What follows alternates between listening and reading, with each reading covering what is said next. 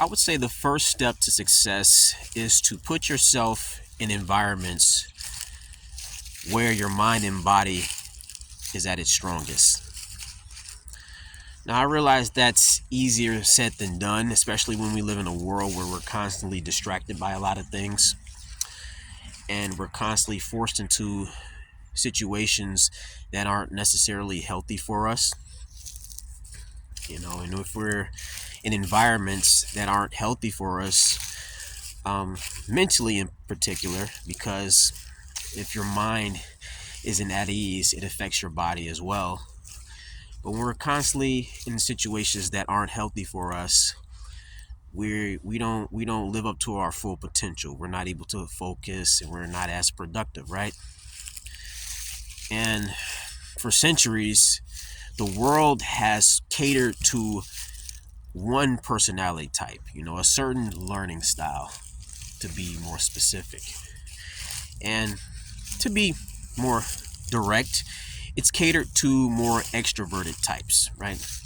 The world has always kind of been anti-introvert, anti-reserved, anti-quiet person. And I don't know if I would say the world necessarily, because there are cultures in other parts of the world where being more of an introverted person and a conservative person, a quiet person, is valued. Like if you look at Eastern culture, specifically like maybe Chinese culture or Japanese culture, it's not very common, at least amongst individuals of that same culture, to look down upon or make fun of people for being quiet or reserved, introverted, or whatnot.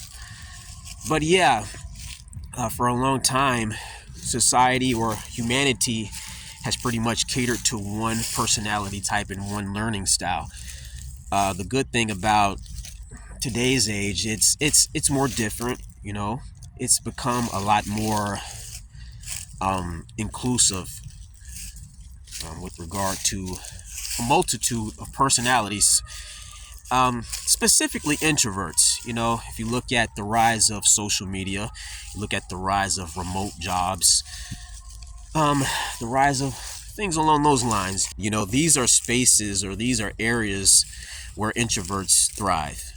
Introverts, and I myself would consider myself an introvert, and I think most introverts would agree that they don't do well in crowds. They don't, they can't really focus, and they're not as productive around lots of people, right?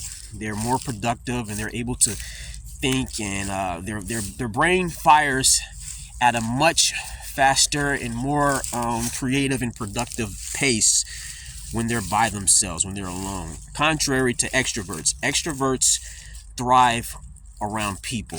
Extroverts also tend to be very competitive. So they tend to watch over their shoulder a lot. They need that. They need other people. I hate, this is going to probably irritate them, but I kind of look at them as like parasites or leeches. Extroverts feed off other people. They get their energy from other people, whereas introverts get their energy from themselves. They get their energy from solitude, and that's where they're most creative. That's where they're mentally the sharpest and the strongest. That's where they're most productive.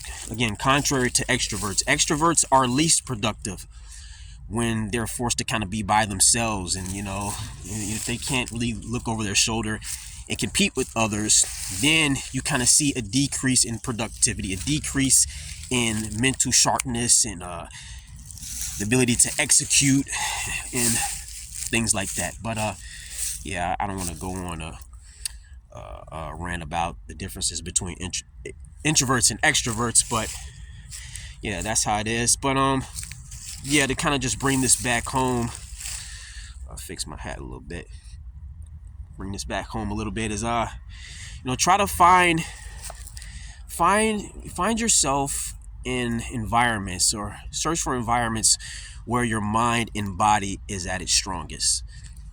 Again, I understand that's easier said than done, because the world is designed to kind of keep you distracted, and it's gotten a lot better in terms of introverts being able to find their way, but it still heavily caters extroverts. This world caters the motor mouth. It caters the competitive person. Not trying to say introverted people cannot be competitive. I mean, you have competitive introverted people, and yeah, I mean, you can have, you know, toxically competitive introverted and extroverted people. So, but again, generally speaking, extroverts tend to really thrive, and that's where they're at their strongest, when they're competing. Like, you have to, in order to beat an extrovert, I want to be careful about using the word beat, because that implies competition, and I'm not big into competing with other people. I myself have never been that way.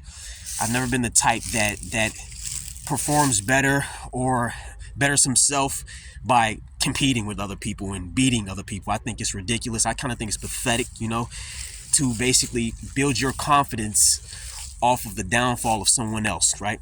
But again, you do have introverts that can be like this, you know. It's just, I think it's more common amongst extroverts. But yeah, to use the word beat, for lack of a better word, in order to beat an extrovert, you have to starve them of your presence. Again, they're at their best when they can watch you and look over their shoulder and see what you're doing. That's when they're at their best, and then they can try to one-up you. They're motivated to one-up you. They build their confidence off of one-up you, right? And I guess I would rather say to keep them off your back.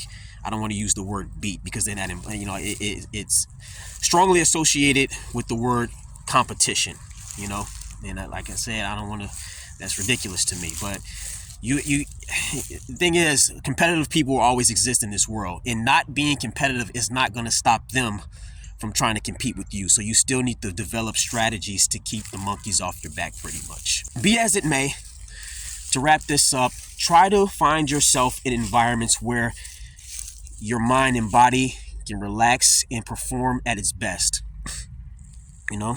And to anyone that's struggling to do this, the only thing I can say is keep fighting, and I hope it works out for you.